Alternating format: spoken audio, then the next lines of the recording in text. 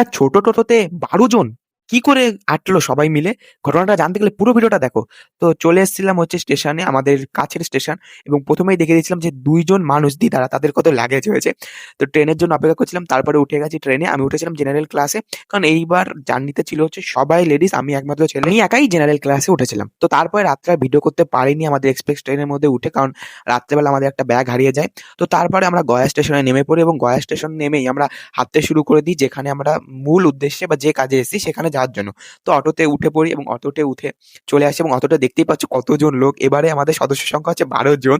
তো আমরা যেখানে আসার কথা সেটা হচ্ছে ভারত সেবাশ্রম, গয়ার ভারত সেবাশ্রমে চলে এসেছি, এবং সেখানে এসেই হোটেলের ড্রেস-ট্রেস চেঞ্জ করেই বেরিয়ে পড়েছি ঘুরতে। গয়ার যে সাইট সিন গুলো আছে, বোধ গয়া, মানে আরো যে জায়গাগুলো আছে। তো আমাদের আরো জায়গায় যাওয়ার প্ল্যান ছিল, বাট আমরা যেহেতু বেরোতে টাইম হয়ে যায়, মানে দুপুরবেলা বেরোই, সেই জন্য বোধ গয়াটা এতটা বড়, ঘুরতে ঘুরতে আমাদের বিকাল হয়ে যায়, মানে সন্ধ্যা হয়ে যায়। সেই জন্য আর কোথাও যেতে পারিনি। তো প্রথমেই যে মনেস্ট্রিতে চলে আসি, সেখানেই হচ্ছে আমি একটু ভিডিও করে নিচ্ছিলাম। এটা হচ্ছে শর্ট ক্লিপ। সেই জন্য আমাকে প্রথমে দেখতে পাচ্ছিলাম মাইকে কথা বলছি। এই শর্ট ক্লিপগুলো আমার ইউটিউব শর্টসে আছে, অবশ্যই চেক আউট করো। এবং তারপরে বৌদ্ধ ধর্মাবলম্বী মানুষরা, তাদের বেশভূষ এত ভালো লাগছিল, তাই একটু ভিডিও করে নিলাম। এবং তারপরে ৮০ ফিটের বুদ্ধ মূর্তি দেখার পরে আমরা বাড়ি চলে আসি, এবং বাড়ি এসে আর ভিডিও করতে পারিনি রাত্রেবেলা। এই ভিডিওটা এই পর্যন্তই ছিল, এবং এরপরে আমরা কোথায় কোথায় ঘুরতে গেলাম সেটা জানতে গেলে আমার চ্যানেলটিকে সাবস্ক্রাইব করে রাখতে হবে, এবং ভিডিওটিতে লাইক করে রাখতে হবে, যাতে আমার ভিডিওগুলো সবার আগে সবার প্রথমে আপনার কাছে পৌঁছায়।